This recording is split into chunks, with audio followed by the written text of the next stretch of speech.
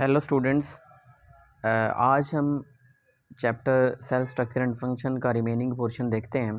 पहले हमने cell membrane, cell wall और हमने इसकी जो साइटोप्लाज्म है ये कर लिया हुआ है। तो आज हम दूसरे सेल ऑर्गेनेल्स की तरफ मूव करते हैं। चलिए स्टार्ट करते हैं।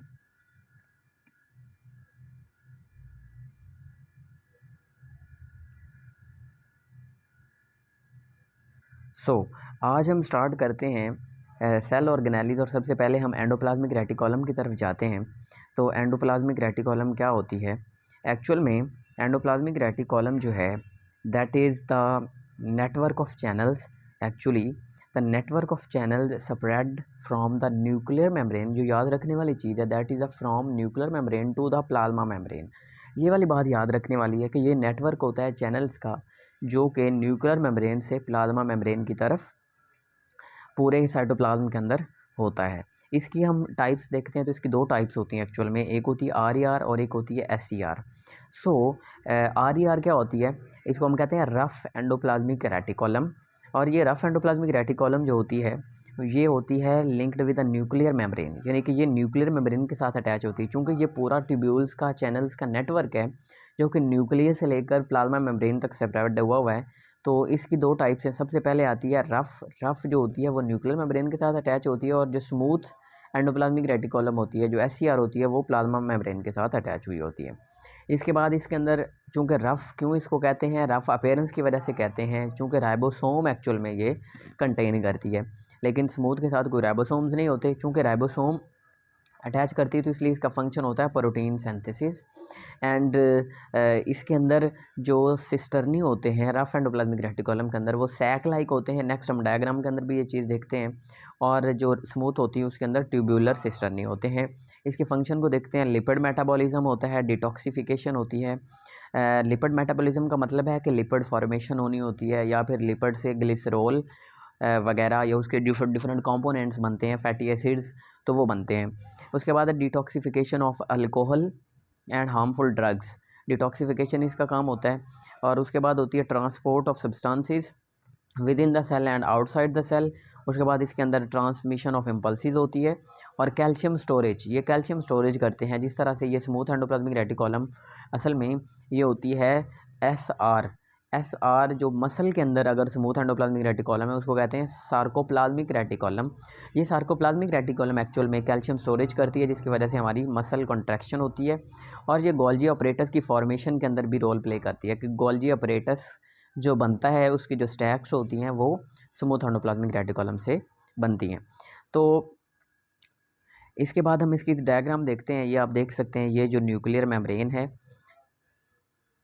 You can see here the nuclear membrane.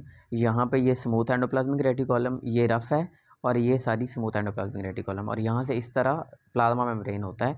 तो न्यूक्लियस से लेकर ये पूरे सेल के अंदर एक्चुअली में स्प्रेड हुआ होता है कि ये होती हैं रफ एंडोप्लाज्मिक रेटिकुलम। चूँकि इसके साथ ये आप ग्रैन्यूल्स देख सकते हैं, ये राइबोसोम्स होते हैं। और आगे जो ये होती हैं ये जो होती हैं ट्यूब्यूलर होती हैं, और ये स्मूथ एंडोप्लाज्मिक रेटिकुलम होती हैं।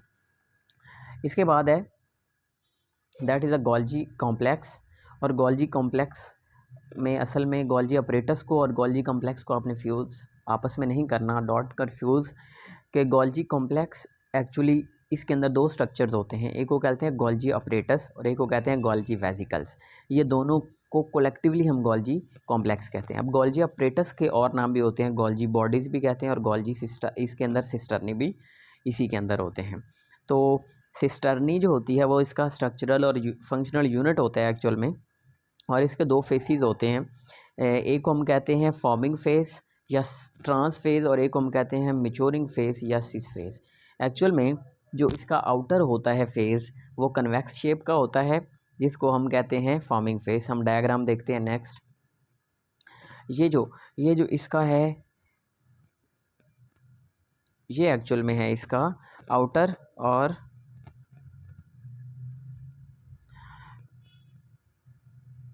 ये इसका सिस है और ये इसका ट्रांसफेज है। आप देख सकते हैं ये जो इसका आउटर है ये कन्वेक्स है, ये जो इनर है ये कनकेव है। इसको ट्रांस कहते हैं, इसको सिस कहते हैं। और आपको ये पूरा होल जो मूव करता हुआ दिखाई देता है ये होता है फ्रॉम ट्रांस टू सिस, इस तरह से ये होल स्टैक कर रहा होता है। और जब वेसिकल्स होती हैं वो इसके ऑपोजिट डायरेक्शन में होती है, यानी कि वेसिकल्स यहाँ से आती हैं और इस तरह से इधर से निकल जाती हैं। यहाँ पे आप देख सकते हैं इनकमिंग ट्रांसपोर्ट वेसिकल है और यहाँ पे सेक्रेटरी वेसिकल्स होती हैं। तो ये इस तरह से इसकी डायग्राम हमने देख ली। इसके बाद इसके अंदर क्या चीज़ आती है हम पढ़ते हैं कि whole stack cisterna moves from the outer to inner, यानी कि ये आउटर टू इनर मूव कर रहा होता है। इसके बाद हम इसके अंदर देखते हैं Golgi vesicles. Actually Golgi vesicles जो होती हैं असल में ये छोटी छोटी वेसिकल्स होती हैं जो कि बनती हैं हमारे गोल्जी कॉम्प्लेक्स के अंदर, और ये वेसिकल्स एक्चुअल में कंटेन करती हैं different proteins and different secretions, और they may be in the cell, ये सेल में भी स्टोर हो सकती हैं और सेल मेम्ब्रेन में भी रह सकती हैं। जिस तरह से हम देखते हैं कि इसका काम चूँकि होता है मॉडिफिकेशन ऑफ प्रोटीन्स करना, तो ये सेल मेम्ब्रेन के अंदर जो आपको ग्लाइकोप्रोटीन्स और ग्लाइकोलिपिड्स नज़र आते हैं एक्चुअल में वो इसकी वजह से होते हैं। और ये आउटसाइड द सेल भी हम रिमूव कर सकते हैं सेल्स। इसके बाद आप देख सकते हैं कि इसके जो फंक्शंस हैं वो कौन कौन से हैं। तो इसके फंक्शंस की तरफ जब हम मूव करते हैं तो इसका फंक्शन है ग्लाइकोसाइलेशन। ग्लाइकोसाइलेशन हम कहते हैं कि जो प्रोटीन का स्ट्रक्चर जो हमने पढ़ा था कि रफ एंडोप्लाज्मिक रेटिकुलम का काम है प्रोटीन फॉर्मेशन, तो उन प्रोटीन की जो मॉडिफिकेशन करवाना होता है वो इसका काम होता है, जो कि addition of lipids and addition of carbohydrates वगैरह करवाते हैं मॉडिफिकेशन, तो वो गोल्जी कॉम्प्लेक्स करवाता है। इसके बाद जो सेल की सेक्रीशंस होती हैं, इसी तरह से जो लाइसोसोम फॉर्मेशन होती है। अच्छा, अगर आपको एमसीक्यू आता है कि लाइसोसोम फॉर्मेशन, एक्चुअल में लाइसोसोम फॉर्मेशन जो होती है वो करवा रहा होता है गोल्जी कॉम्प्लेक्स, और जो लाइसोसोम के अंदर एंजाइम्स होते हैं या acid phosphatase and different hydrolytic enzymes होते हैं वो सारे एक्चुअल में प्रोटीन्स हैं। चूँकि हमने पढ़ा enzymes are protein in nature, तो वो उस रफ एंडोप्लाज्मिक रेटिकुलम के अंदर बन रहे होते हैं। तो ये आपने डिफरेंस याद रखना है। इसके बाद हम जाते हैं न्यूक्लियस की तरफ। तो एक्चुअल में व्हाट इज़ न्यूक्लियस? एक्चुअल में न्यूक्लियस रॉबर्ट ब्राउन ने डिस्कवर किया था। इसको हम governor house of the cell भी कहते हैं। इसके अलावा ये प्लांट्स के अंदर इसकी डिफरेंट लोकेशन होती है और एनिमल के अंदर इसकी डिफरेंट लोकेशन होती है। तो हम देखते हैं कि प्लांट्स के अंदर चूँकि ये लार्ज सेंट्रल वैक्यूल प्रेजेंट होता है जिसकी वजह से ये पेरिफेरल चला जाता है। आपने याद रखना है कि वैक्यूल होता है लार्ज और सेंट्रल, ये मेच्योर प्लांट की बात हो रही है, और इसकी वजह से न्यूक्लियस पेरिफेरल होता है। बट एनिमल्स के अंदर जो होता है वो न्यूक्लियस सेंट्रल होता है। इसके डिफरेंट शेप्स हो सकती हैं, स्फेरिकल हो सकता है या कोई इरेगुलर हो सकता है, जिस तरह से हम वाइट ब्लड सेल के अंदर पढ़ते हैं कि वो बाइलोब्ड और मल्टीलोब्ड भी हो सकते हैं, और ये डिफरेंट नंबर के अंदर वेरी कर सकता है। जिस तरह से हमने पढ़ा कि जो स्केलेटल मसल होते हैं उनके अंदर वो नॉर्मली मल्टी न्यूक्लिएटेड होते हैं। इसी तरह आपने सिनोसेटिक हाइफी पढ़ा, वो भी मल्टी न्यूक्लिएटेड होते हैं, कुछ यूनी न्यूक्लिएटेड होते हैं। तो ये सिर्फ डिवाइडिंग स्टेज के अंदर विजिबल होता है, नॉर्मली विजिबल नहीं होता। और इसके जो कंपोनेंट्स हैं these are three, nuclear membrane या न्यूक्लियर इन्वेलप भी कहते हैं, न्यूक्लियोलस एंड द क्रोमोसोम, ये थ्री इसके कंपोनेंट्स होते हैं। इसके बाद हम इसकी डायग्राम को देखते हैं। आप देख सकते हैं यहाँ पे कि न्यूक्लियस की एक तो ये न्यूक्लियर इन्वेलप है, और ये न्यूक्लियर इन्वेलप के अंदर ये जो आपको नज़र आ रहे हैं जहाँ पे आउटर और इनर मेम्ब्रेन आपस में फ्यूज़ हो रही हैं और दरमियान में एक होल बन रहा है, इसको हम कहते हैं न्यूक्लियर पोर्स। न्यूक्लियर पोर्स होते हैं इसके अंदर न्यूक्लियर इन्वेलप के अंदर। इसके बाद इसके अंदर क्रोमाटिन मटेरियल होता है जो कि बाद में जब सेल डिवाइडिंग स्टेज में जाता है तो क्रोमोसोम के अंदर चेंज हो जाता है कंडेंस होके, और दरमियान में हाईली कंडेंस आपको चीज़ें नज़र आ रही होती हैं जिसको हम कहते हैं ये है न्यूक्लियोलस। इसके बाद इसी के साथ हमने पढ़ा चूँकि ये रफ एंडोप्लाज्मिक रेटिकुलम अटैच होती हैं तो वो सिस्टर्नी इसके साथ अटैच होती हैं। अच्छा, आपने ये बात याद रखनी है कि जो सिस्टर्नी होते हैं वो एंडोप्लाज्मिक रेटिकुलम में भी होते हैं और वो गोल्जी कॉम्प्लेक्स में भी होते हैं, दो चीज़ों के अंदर सिस्टर्नी होते हैं। इसके बाद हम देखते हैं न्यूक्लियर इन्वेलप। तो न्यूक्लियर इन्वेलप एक्चुअल में इन्वेलप इसको इसलिए कहते हैं कि ये इन्वेलप बना रही होती है और ये डबल मेम्ब्रेनस होती है, डबल मेम्ब्रेनस, और ये क्या करती है, ये न्यूक्लियर मटेरियल को साइटोप्लाज्मिक मटेरियल से सेपरेट करती है, और इसके अंदर डिफरेंट पोर्स होते हैं। अब ये पोर का साइज़ वेरी कर सकता है कि जो अनडिफरेंशिएटेड सेल्स होते हैं जिस तरह से एग वगैरह होता है तो उसके अंदर ये बहुत ज़्यादा नंबर में होता है। और जो कि डिफरेंशिएटेड सेल्स आते हैं, जिस तरह से आरबीसी है, तो आरबीसी के अंदर ये इसका जो नंबर होता है वो बहुत कम होता है। न्यूक्लियोलस जो सेकंड पार्ट है न्यूक्लियस का, इसके खुद से दो पार्ट होते हैं। ये एक्चुअल में डार्कली स्टेन्ड एरिया होता है और उसके दो पार्ट्स होते हैं एक्चुअल में। एक को हम कहते हैं सेंट्रल पार्ट और एक को हम कहते हैं पेरिफेरल पार्ट। जो सेंट्रल होता है ना, वो फिब्रल्स की तरह के होते हैं, छोटे छोटे फाइबर्स होते हैं, और जो पेरिफेरल होता है वो ग्रैन्युलर होता है। जो सेंट्रल एरिया होता है ना, उसने राइबोसोमल आरएनए की फॉर्मेशन करनी होती है, और जो पेरिफेरल ग्रैन्युलर एरिया उसने प्रोटीन बनानी होती है। तो इसके जो फंक्शंस हैं ये है ribosomal RNA formation and ribosome formation, यानी कि हम न्यूक्लियोलस को फैक्ट्री ऑफ राइबोसोम भी कहते हैं इसी वजह से, क्योंकि ये राइबोसोम की फॉर्मेशन में इन्वॉल्व हो रहा होता है। तो ये हमने इसके दो पार्ट्स पढ़ लिए न्यूक्लियस के, एक न्यूक्लियर इन्वेलप और एक न्यूक्लियोलस। अब हम थर्ड पार्ट की तरफ चलते हैं, दैट इज़ अ क्रोमोसोम।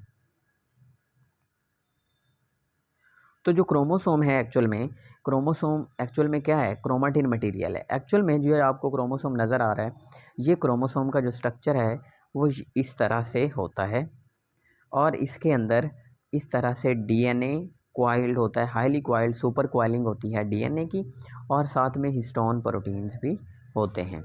तो इसके अंदर जो होती हैं हम देखते हैं, एक प्राइमरी कंस्ट्रिक्शन होती है जिसको सेंट्रोमेयर कहते हैं। एक्चुअल में क्रोमोसोम का जो स्ट्रक्चर हम देखते हैं, तो इसके ये जो बाजू होते हैं, आर्म्स होते हैं, इनको क्रोमाटिड्स कहते हैं, और जो दरमियान में एक सेपरेट प्रोटीन का स्ट्रक्चर बना होता है, इसको हम कहते हैं सेंट्रोमेयर होता है ये। इसको प्राइमरी कंस्ट्रिक्शन भी कहते हैं। इसके बाद जो सेकेंडरी कंस्ट्रिक्शन होती है, ये कहीं और एरिए पे होती है, नॉर्मली ये एजेस पे भी हो सकती है। जो इसकी प्राइमरी कंस्ट्रिक्शन ये है, सेकेंडरी इसकी कोई भी इसी तरह की सेक्रेशन एक्सटेंशन हो सकती है। तो ये न्यूक्लियोलस ऑर्गेनाइज़र भी हम उसको कहते हैं। और क्रोमोसोम के अंदर होता क्या एक्चुअल में, दो चीज़ें होती हैं, डीएनए और हिस्टोन प्रोटीन्स। तो ये दो चीज़ें होती हैं। तो इसका नंबर डिफरेंट स्पीशी के अंदर वेरी कर सकता है, और इवन के विद इन द स्पीशी भी वेरी करता है, लेकिन वो एक्सेप्शनल केस में आ जाता होता है।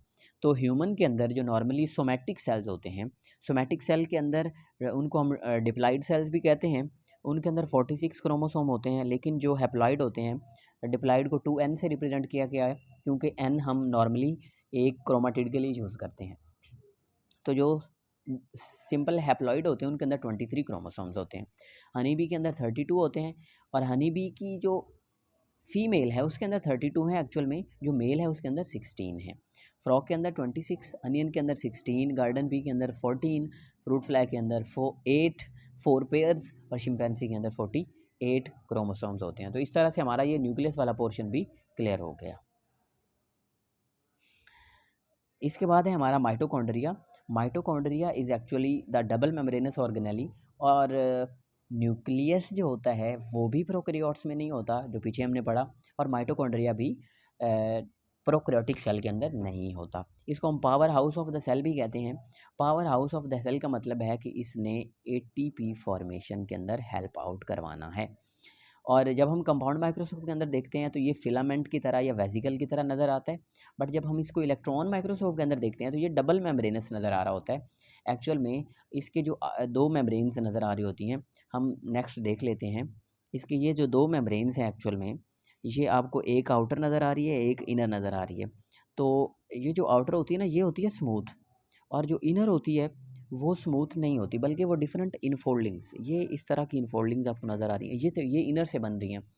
तो इन फोल्डिंग को हम क्रिस्टी कहते हैं। अब आपने ये याद रखना है कि जो एंडोप्लाज्मिक रेटिकुलम है या गोल्जी कॉम्प्लेक्स है, उसके अंदर आपने सिस्टर नहीं पढ़े थे, जो कि stacks of the membrane bounded sacs होते हैं, लेकिन यहाँ पे जो है वो फिंगर लाइक प्रोजेक्शंस होती हैं, जिनको हम क्रिस्टी कहते हैं। तो आउटर मेम्ब्रेन और इनर मेम्ब्रेन दो मेम्ब्रेन्स होती हैं, डबल मेम्ब्रेनस होता है, प्रोकैरियोटिक में नहीं होता। तो इसके बाद इसके अंदर जो है वो नंबर वेरी कर सकता है इन डिफरेंट सेल, लाइक जिन सेल का काम एनर्जी बहुत ज़्यादा प्रोडक्शन करवाना है तो उनके अंदर ये बहुत ज़्यादा होता है। और आउटर मेम्ब्रेन को अगर हम निकाल दें तो जो रिमेनिंग स्ट्रक्चर है उसको हम कहते हैं माइटोप्लास्ट। ठीक है जी, माइटोकॉन्ड्रिया कि जब आउटर मेम्ब्रेन को रिमूव कर दिया जाता है उसको माइटोप्लास्ट कहते हैं, और जो इनर मेम्ब्रेन होती है वो इनफोल्डिंग्स बनाती है, और उसके अंदर F1 पार्टिकल्स होते हैं, और F1 पार्टिकल को हम असल में एक्सिसोम्स भी कहते हैं। तो जो असल में ये फोल्डिंग्स होती हैं इसके अंदर, इस तरह से इसकी फोल्डिंग्स होती हैं, इनर मेम्ब्रेन जो कि बनाती है और इस फोल्डिंग के अंदर एक्चुअल में इस तरह नोब लाइक स्ट्रक्चर होता है, और उस नोब लाइक स्ट्रक्चर को एक्चुअल में हम F1 पार्टिकल कह रहे होते हैं या ऑक्सीजोम कह रहे होते हैं। अब हम इसके फंक्शन की बात करते हैं तो माइटोकॉन्ड्रिया का क्या फंक्शन है। एक्चुअल में ये फैटी एसिड मेटाबॉलिज्म के अंदर इन्वॉल्व होता है। क्रेब्स साइकिल के अंदर ये बहुत इंपॉर्टेंट रोल प्ले कर रहा होता है।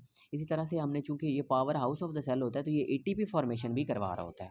और जो हमने पढ़ा कि रेस्पिरेशन के अंदर हम पढ़ते हैं ये इलेक्ट्रॉन ट्रांसपोर्ट चेन हो रही होती है, तो वो भी इसी के अंदर होती है। और चूंकि इसके अंदर DNA भी मौजूद होता है और इसके अंदर प्रोटीन्स भी होती हैं, तो इस वजह से हम कहते हैं कि ये सेल्फ रेप्लिकेटिंग है। क्योंकि इसके अंदर, और ये याद रखना आपने कि इसके अंदर सर्कुलर DNA होता है जो कि जस्ट लाइक प्रोकैरियोटिक सेल के अंदर भी सर्कुलर DNA होता है, तो ये सेल्फ रेप्लिकेटिंग भी होता है।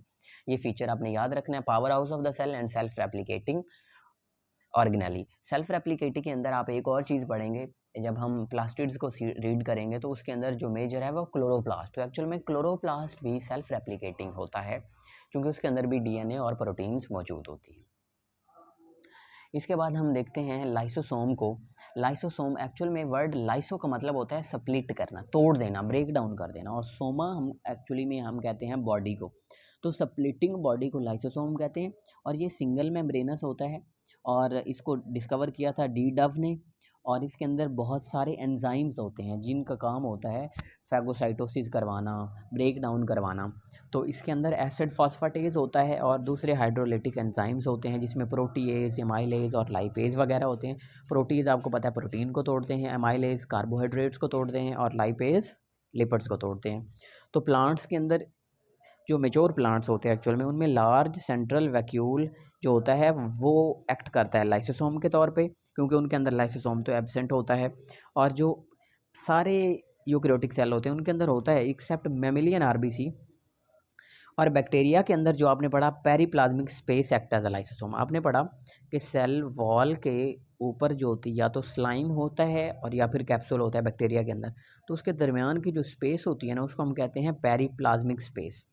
यानी कि ये अगर हमारी सेल वॉल है और ये हमारा कैप्सूल है या स्लाइम है, तो इसके दरमियान में जो मटेरियल होता है या स्पेस होती है उसको हम कहते हैं that is a periplasmic space. तो ये एक्ट कर रही होती है as a lysosome in prokaryotic cell और बैक्टीरिया।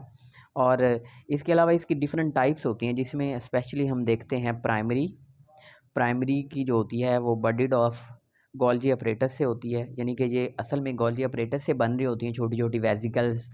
तो जिसमें हमने पढ़ा था कि गोल्जी वेजिकल्स भी इन्वॉल्व होती हैं। तो लाइसोसोम हमने पढ़ा था ना कि बनते हैं किसमें, एक्चुअल में लाइसोसोम की फॉर्मेशन हो रही होती है गोल्जी अपरेटस से।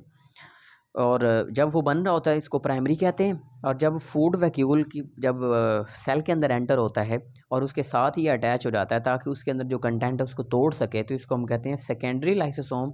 और इसका एक और भी नाम पढ़ा जाता है दैट इज़ कॉल्ड हेट्रोलाइसोसोम।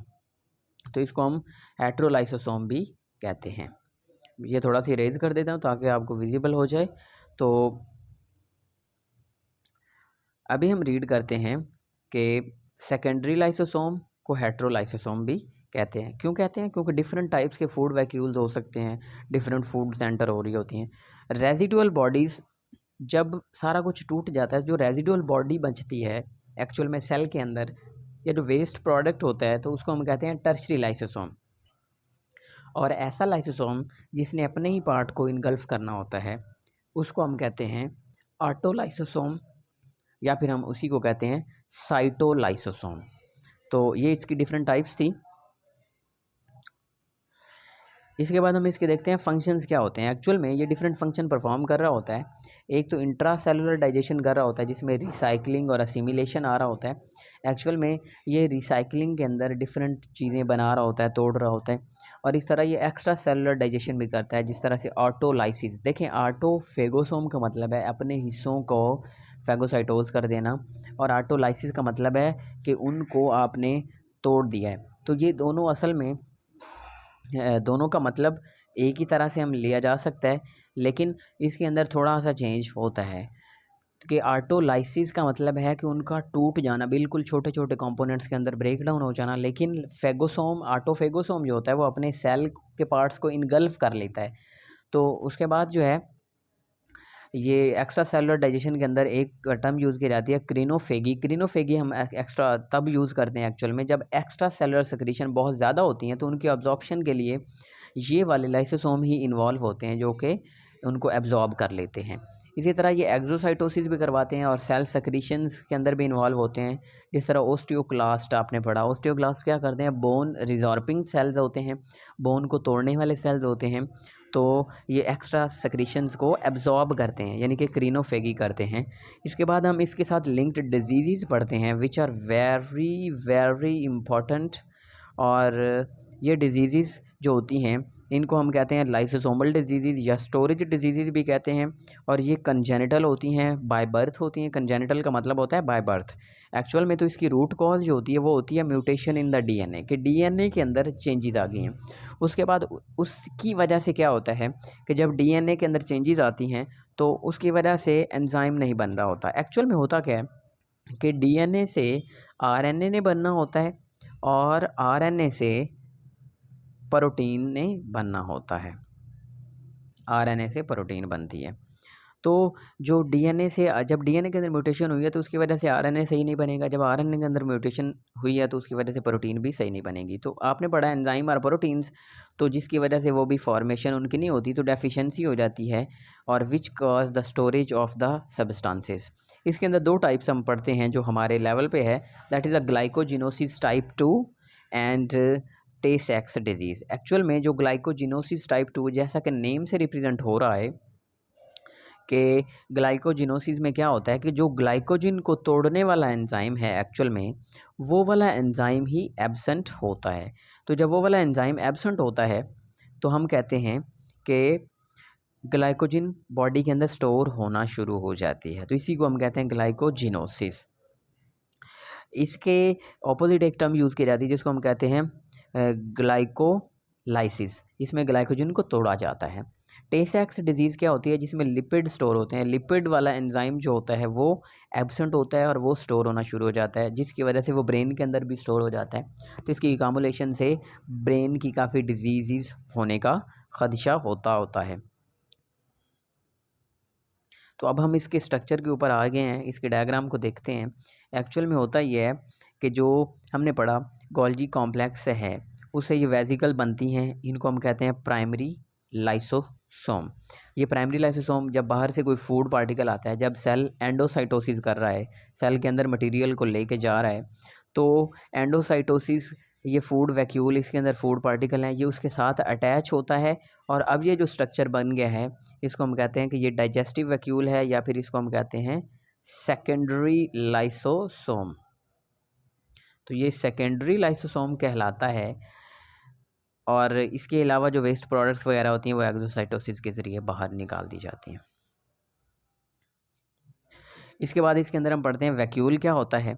एक्चुअल में वैक्यूल जो होता है, वैक्यूल उसका turgor pressure, mainly turgor pressure को मेंटेन करने के लिए यूज़ किया जाता है। ये सिंगल मेम्ब्रेनस होता है। स्मॉल प्लांट्स के अंदर ये बहुत होते हैं और छोटे छोटे होते हैं, लेकिन मैच्योर प्लांट के अंदर ये लार्जर होता है और एक ही होता है और सेंट्रल होता है। एनिमल के अंदर ये मैनी और स्मॉलर होते हैं। ये मैच्योर प्लांट के अंदर आपने याद रखना है कि ये क्या होता है, सेंट्रल होता है, लार्ज सेंट्रल वैक्यूल होता है, जिसकी वजह से आपने पढ़ा था कि न्यूक्लियस एक साइड पे चला जाता है पेरिफेरल एरिया पे। और इसकी सेल मेम्ब्रेन को हम टोनोप्लास्ट कहते हैं। और फंक्शंस, इसका फंक्शन होता है expand cell without diluting its cytoplasm, कि ये एक्चुअल में सेल को एक्सपैंड करने की एबिलिटी देता है कि उसका साइटोप्लाज्म विदाउट डाइल्यूट हुए हुए। दूसरी बात, ये टर्जिडिटी मेंटेन करके रखता है, सेल टर्जिड रहता है। सेल जो होता है वो अपना टर्गर प्रेशर मेंटेन करके रखता है। एक्चुअल में जिस तरह हमारी बॉडी के अंदर हर सेल को एक प्रेशर मेंटेन करना होता है, या जिस तरह हमारी बॉडी को ओवरऑल ब्लड प्रेशर मेंटेन करके रखना होता है, इसी तरह सेल के अंदर भी प्रेशर को मेंटेन रखना बहुत ज़रूरी होता है, जिसको हम टर्गर प्रेशर कहते हैं। तो एनिमल जो वैक्यूल होते हैं वो एंडो और एक्सोसाइटोसिस के अंदर भी इन्वॉल्व हो रहे होते हैं, जिसको हम डाइजेस्टिव वैक्यूल, जिस तरह हमने पीछे अभी पढ़ा था, लाइसोसोम जो होता है वो एक्चुअल में एक्ट एज अ, वो एनिमल वैक्यूल के तौर पर एक्चुअल में एक्ट कर रहा होता है। वैक्यूल के हम डायग्राम और डिफरेंट ऑर्गेनिज्म के अंदर डिफरेंट लोकेशंस देख लेते हैं। तो एक्चुअल में होता ये है कि प्लांट सेल के अंदर मैंने जैसे कि कहा कि ये होता है सेंट्रल और एक ही होता है, बड़ा होता है, जिसकी वजह से न्यूक्लियस आप देख सकते हैं एक साइड पे चला गया है। ये इसके अंदर डिफरेंट क्लोरोप्लास्ट है, ये इसके अंदर गोल्जी कॉम्प्लेक्स है, ये इसकी सेल वॉल है, तो ये इसके डिफरेंट स्ट्रक्चर है। एनिमल के अंदर देखेंगे तो आप ये लाइसोसोम देख रहे हैं, तो ये एक्ट एज अ वैक्यूल है एक्चुअल में, और ये डाइजेशन के अंदर इन्वॉल्व हो रहा होता है, डिफरेंट काम कर रहा होता है। इसी तरह पैरामेशियम जो होता है, पैरामेशियम के अंदर भी एक वैक्यूल होता है जिसको हम कहते हैं कॉन्ट्रैक्टाइल वैक्यूल। इसके अंदर भी क्या होता है कि पानी स्टोर होता है और ये कॉन्ट्रैक्ट करता है, जिसकी वजह से ये कॉन्ट्रैक्टाइल वैक्यूल, इसके अंदर कॉन्ट्रैक्शन की एबिलिटी मौजूद होती है। इसके बाद है जी हमारा that is the very important organelle, that is the chloroplast, और इसको हम कहते हैं कि ये भी सेल्फ रेप्लिकेटिंग होता है, जिस तरह से हमने पढ़ा था माइटोकॉन्ड्रिया सेल्फ रेप्लिकेटिंग होता है। और हम 3 ऑर्गेनेलीज को सेमी ऑटोनोमस कहते हैं। सेमी ऑटोनोमस का मतलब है सेल्फ रेप्लिकेटिंग है, ये आधे आधे डिपेंड कर रहे हैं सेल के ऊपर, ये अपने आप को रेप्लिकेट करने की एबिलिटी रखते हैं। उसके अंदर आते हैं पहला न्यूक्लियस, एक तो उसके अंदर आ गया हमारे पास न्यूक्लियस, और दूसरे नंबर पे उसके अंदर हमारे पास आ गया क्लोरोप्लास्ट, और तीसरे नंबर पे आ गया इसके अंदर माइटोकॉन्ड्रिया।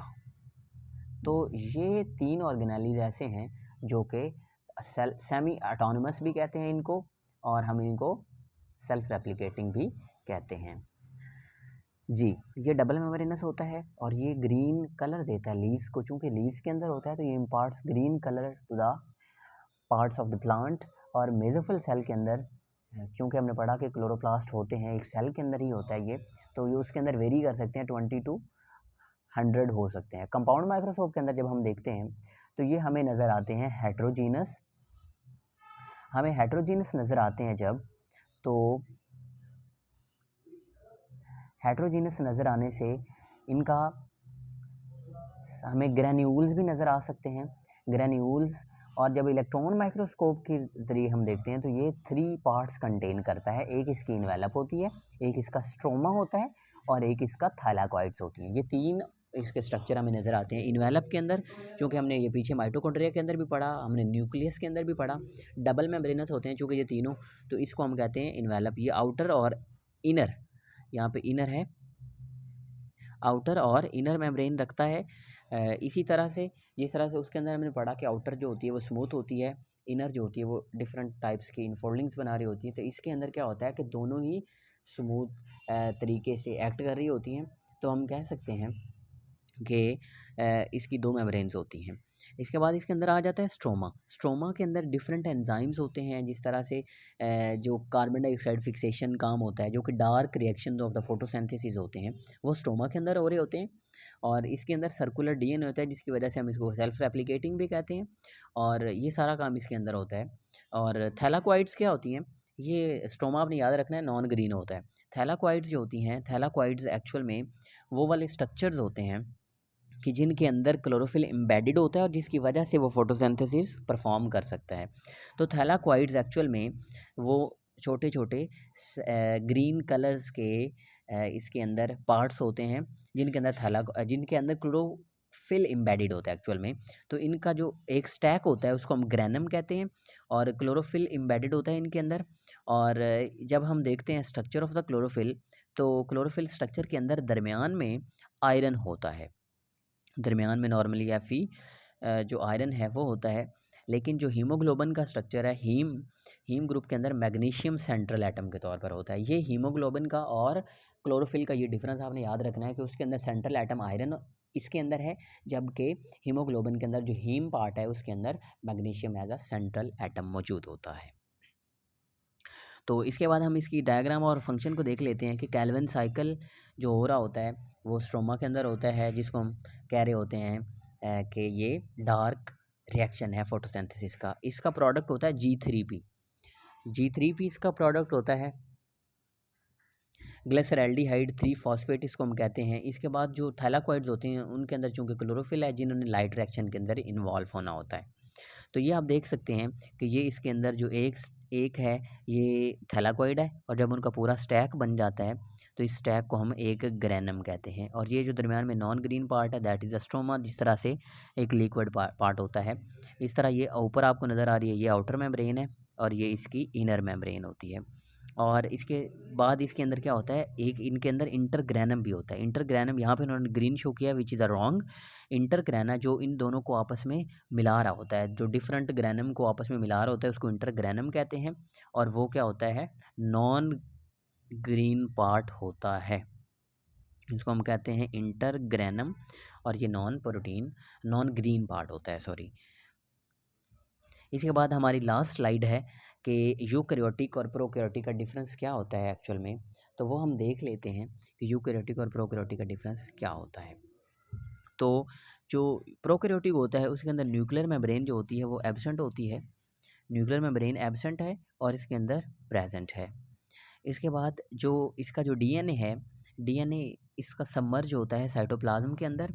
और जो हमारा यूकैरियोटिक सेल है वो उसका जो डीएनए होता है वो न्यूक्लियस में हो सकता है, माइटोकॉन्ड्रिया वगैरह में हो सकता है और साइटोप्लाज्म में भी हो सकता है। तो हमने चूँकि इसी वजह से तो हमने इनको सेल्फ रेप्लिकेटिंग भी कहा था, न्यूक्लियस माइटोकॉन्ड्रिया को। तो डीएनए जो होता है ये लोकेशन वाइज हमने पहले बात कर ली, उसके बाद हमने शेप वाइज बात करते हैं। तो ये सिंगल स्टैंडर्ड होता है और सर्कुलर होता है प्रोकैरियोट्स में। ये साइड पी की है, ये साइड यूकैरियोट्स की है। तो डीएनए की जो शेप है वो सिंगल स्ट्रैंडेड होता है, सर्कुलर होता है। लेकिन जो यूकैरियोटिक सेल होते हैं उनके अंदर ये डबल स्ट्रैंडेड होता है और लीनियर होता है। इसके बाद इसके अंदर प्रोटीन्स एब्सेंट होती हैं, प्रोटीन्स जिनको हमने हिस्टोन प्रोटीन कहा था। जिस तरह हमने पढ़ा था कि डीएनए जो होता है, सॉरी क्रोमोसोम जो होता है उसके अंदर डीएनए होता है और डीएनए के ऊपर हिस्टोन प्रोटीन्स लगी हुई होती हैं इस तरह से। तो ये एब्सेंट होती हैं प्रोकैरियोटिक के अंदर, यानी कि हम कह सकते हैं कि इनके अंदर डिस्क्रीट क्रोमोसोम नहीं होता, जबकि यूकैरियोटिक के अंदर प्रेजेंट होता है। इसी तरह से ओकाज़ाकी फ्रैगमेंट्स होते हैं जो कि डीएनए के रेप्लिकेशन के दरमियान बनते हैं। ये प्रोकैरियोटिक्स के अंदर 1000 to 2000 होते हैं, जबकि यूकैरियोटिक के अंदर 100 to 200 तक होते हैं। इसके बाद जो इसका आरएनए पॉलीमरेज है वो एक ही टाइप का होता है प्रोकैरियोटिक का, और इसके अंदर 3 टाइप्स का होता है जिसको हम टाइप 1 कहते हैं, देन 2 कहते हैं और देन 3 कहते हैं।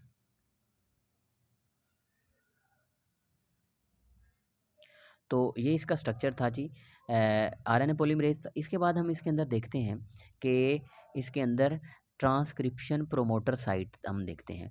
जो ट्रांसक्रिप्शन प्रोमोटर साइट है वो इसकी पहले होती है -35 या तक हो सकती है या फिर -10 तक हो सकती है। इसको ऐसे समझ सकते हैं कि जिस तरह जब डीएनए से आरएनए बन रहा होता है तो समझ लें कि डीएनए डबल स्ट्रैंडेड है और उसे जब आरएनए ने बनना है, तो आरएनए जब बनना है तो इसका जो प्रमोटर साइट एक होती है, तो इसके जो न्यूक्लियोटाइड होते हैं वो या तो -10 न्यूक्लियोटाइड पीछे होते हैं या फिर -35 तक पीछे होते हैं। लेकिन यूकैरियोटिक के अंदर ये -75 तक पीछे हो सकते हैं या फिर -25 तक होते हैं। इसके बाद इसकी पोस्ट ट्रांसलेशनल चेंजेस जो होती हैं, पोस्ट ट्रांसलेशनल, पोस्ट जहाँ भी वर्ड आएगा इसका मतलब होता है आफ्टर वर्ड, बाद में, तो पीछे। तो पोस्ट ट्रांसलेशनल चेंजेस प्रोकैरियोट्स में नहीं होती जबकि यूकैरियोट्स के अंदर हो रही होती हैं। इस तरह स्लाइम आपने स्ट्रक्चर पढ़ा था कि ये स्ट्रक्चर होता है आउटसाइड द सेल वॉल। जब हमने पेरिप्लाज्मिक स्पेस की बात की तो स्लाइम इनके अंदर होता है और इनके अंदर नहीं होता। इसके बाद इसके अंदर रेस्ट्रिक्शन एंडोन्यूक्लियेसिस हैं। एंड न्यूक्लियेसिस एक्चुअल में क्या है, ये एंजाइम्स होते हैं जो कि न्यूक्लियस के अंदर होते हैं।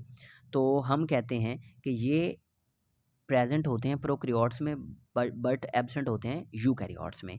और नंबर ऑफ क्रोमोसोम हमेशा इनके अंदर 1 ही रहता है प्रोकैरियोट्स में, और यूकैरियोट में 1 भी हो सकता है अगर ये हैप्लॉइड है, और 2n भी हो सकता है अगर ये डिप्लॉइड है। कैप्सूल भी प्रेजेंट होती है, इसमें कोई कैप्सूल नहीं होती। तो स्लाइम और कैप्सूल ये सेल वॉल के आउटसाइड पे हैं। तो इसके बाद सेल वॉल जो होती है इसकी पेप्टाइडोग्लाइकन और म्यूरिन की बनी हो सकती है, और इसकी जो सेलुलोज और काइटिन की बनी हो सकती है। ये सेलुलोज जो होती है नॉर्मली प्लांट्स के अंदर होती है, और जो काइटिन होती है वो नॉर्मली फंजाई के अंदर होती है। इसके बाद हम इसके अंदर जो चीज़ पढ़ते हैं that is the cell membrane. तो सेल मेम्ब्रेन की स्ट्रक्चर वाइज हम डिफरेंस को माइंड में लाते हैं। तो स्ट्रक्चर वाइज जब हम डिफरेंस की बात करते हैं तो वो वेरी ही इम्पॉर्टेंट के जो सेल मेम्ब्रेन होती है एक्चुअल में वो लैक करती है स्टिरोल, स्टिरोल नहीं होते। और यूकैरियोट्स के अंदर स्टिरोल प्रेजेंट होते हैं, जिसको स्पेशली कोलेस्ट्रॉल है जो कि सेल को फ्लूइडिटी पर सेल की मेम्ब्रेन को फ्लूइडिटी प्रोवाइड कर रहा होता है। इसके अंदर राइबोसोम का डिफरेंस देख लेते हैं। प्रोकैरियोटिक सेल जो होता है राइबोसोम 70S का होता है, यानी कि लार्जर सब यूनिट जो होता है वो 50 का होता है और जो स्मॉलर होता है वो 30 का होता है। दोनों मिल के 70S। स्वेडबर्ग, एस क्या है असल में? स्वेडबर्ग एक यूनिट है। जब हम इसको फ्रैक्शनेशन करवा रहे होते हैं या जब हम घुमा रहे होते हैं, सिंपल अल्फाज में जिस तरह वॉशिंग मशीन में कपड़े आप घुमाते हैं, तो इसी तरह से राइबोसोम भी इसी तरह से उसके जिस स्पीड के ऊपर वो स्प्लिट हो जाता है, बड़ा सब यूनिट जब अलहदा होता है वो 50 पे होता है, छोटा होता है वो 30 पे होता है, और ओवरऑल जब हम देखते हैं तो ये 70 पर होता है। जबकि यूकैरियोटिक का जो होता है वो 80 पर होता है, यानी कि लार्जर 60 पे, स्मॉलर 40 पे। इसी तरह से मेम्ब्रेनस ऑर्गेनेलिज एब्सेंट होते हैं, नहीं होते प्रोकैरियोट्स में, जबकि यूकैरियोट्स में प्रेजेंट होते हैं। इसी तरह से जो फ्लैजिला होता है उसके अंदर फ्लैजिलम प्रोटीन मौजूद होती है प्रोकैरियोट्स के अंदर, यूकैरियोट्स के अंदर ट्यूबुलिन प्रोटीन मौजूद होती है। तो ये था हमारा आज का लेक्चर। होप सो आपको समझ आ गई होगी। अब हम इसके अंदर एक डायग्राम को देख लेते हैं। तो ये डायग्राम है जी। इस डायग्राम के अंदर आप नोट करेंगे कि प्रोकैरियोटिक सेल है, इसके अंदर पिलस होता है, ये भी एक आउट ग्रोथ होती है, कैप्सूल होती है, इसके अंदर आपको कैप्सूल कहीं नहीं नज़र आएगी। इसके अलावा इसके अंदर फ्लैजिला होते हैं लेकिन प्रोटीन का चेंज होता है। फ्लैजिला सारे सेल्स में नहीं होते, जिस तरह हमारे स्पर्म सेल के अंदर जो फ्लैजिलम होते हैं तो वो ट्यूबुलिन प्रोटीन से बना होता है और इसके अंदर फ्लैजिलम प्रोटीन मौजूद होती है। इसके अलावा इसके जो न्यूक्लियर इन्वेलप होती है वो प्रोकैरियोट्स के अंदर आपको नहीं नज़र आएगी। क्रोमाटिन मटेरियल, न्यूक्लियोइड, जिस एरिया में ये क्रोमाटिन मटेरियल पड़ा होता है प्रोकैरियोट में, वो चूँकि मेम्ब्रेनस नहीं है तो उसको न्यूक्लियस नहीं कह सकते, उसको हम न्यूक्लियोइड कहते हैं। लेकिन इसके अंदर ऐसा नहीं होता। इसके अलावा आपको कुछ भी नहीं इसमें नज़र आ रहा, जबकि इसके अंदर आपको बहुत सारे ऑर्गेनेलिज भी नज़र आ रहे हैं। साइटोस्केलेटन नज़र आ रहा है, माइटोकॉन्ड्रिया नज़र आ रहा है, पेरोक्सिसोम, गोल्जी बॉडीज़, लाइसोसोम, ये सारे स्ट्रक्चर आपको नज़र आ रहे होते हैं। न्यूक्लियस, इसके अंदर भी nucleolus, endoplasmic reticulum, both rough and smooth, and then the all these structure are present in eukaryotic cell while the absent in prokaryotic cell। Thank you very much. अगर आपको जो वीडियो लगी तो मेरा चैनल सब्सक्राइब कर दीजिएगा। इस तरह की सारी वीडियोस इंशाल्लाह मैं आपके लिए लाता रहूँगा। होप सो इस चैप्टर में अब कुछ भी नहीं रह गया होगा। हमने सारे पॉइंट्स एमडी कैट के लिहाज से, एफएससी के लिहाज से सारा कुछ हमने डिटेल में डिस्कस कर लिया। Thank you very much. इंशाल्लाह नेक्स्ट लेक्चर में हम डिस्कस करेंगे चैप्टर 5 को। Thank you.